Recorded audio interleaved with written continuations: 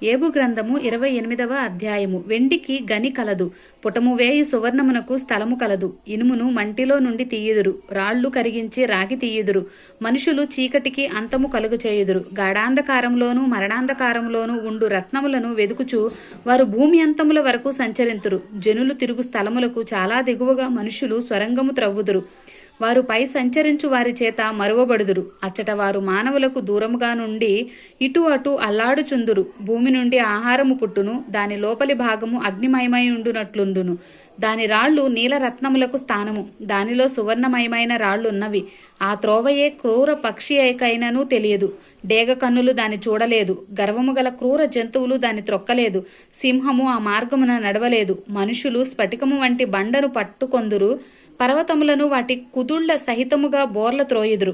బండలలో వారు బాటలు కొట్టుదురు. వారి కన్ను అమూల్యమైన ప్రతి వస్తువును చూచును. నీళ్లు ఓడిగిలిపోకుండా వారు జలధారలకు గట్టుకట్టుదురు.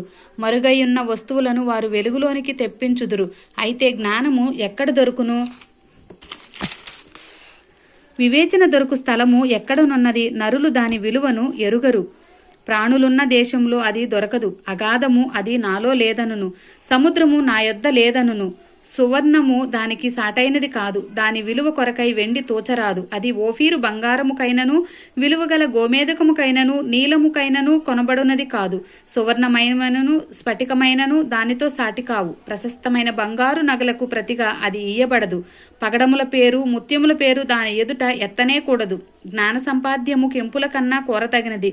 కూషు దేశపు పుష్పరాగము దానితో సాటిరాదు. శుద్ధ సువర్ణమునకు కొనబడినది కాదు. అట్లయినా జ్ఞానము ఎక్కడ నుండి వచ్చును? వివేచన దొరుకు స్థలం ఎక్కడ ఉన్నది?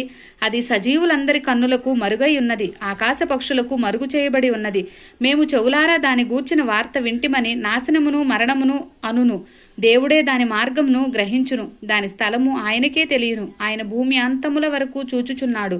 ఆకాశము కింద దాని అంతటిని తెలుసుకొనుచున్నాడు. గాలికి ఇంత బరువు ఉండవలనని ఆయన నియమించినప్పుడు, ప్రమాణమును బట్టి జలములకు ఇంత కొలతయని ఆయన వాటిని కొలిచి చూచినప్పుడు, వర్షమునకు కట్టడ నియమించినప్పుడు, ఉరుముతో కూడిన మెరుపునకు మార్గము ఏర్పరిచినప్పుడు ఆయన దాని చూచి బయలుపరచును. దానిని స్థాపన చేసి దాన్ని పరిశోధించును. మరియు యెహోవా యందలి భయభక్తులే జ్ఞానమనియు దుష్టత్వం విడుచుటయే వివేకమనియు ఆయన నరులకు సెలవిచ్చెను. ఆమేన్.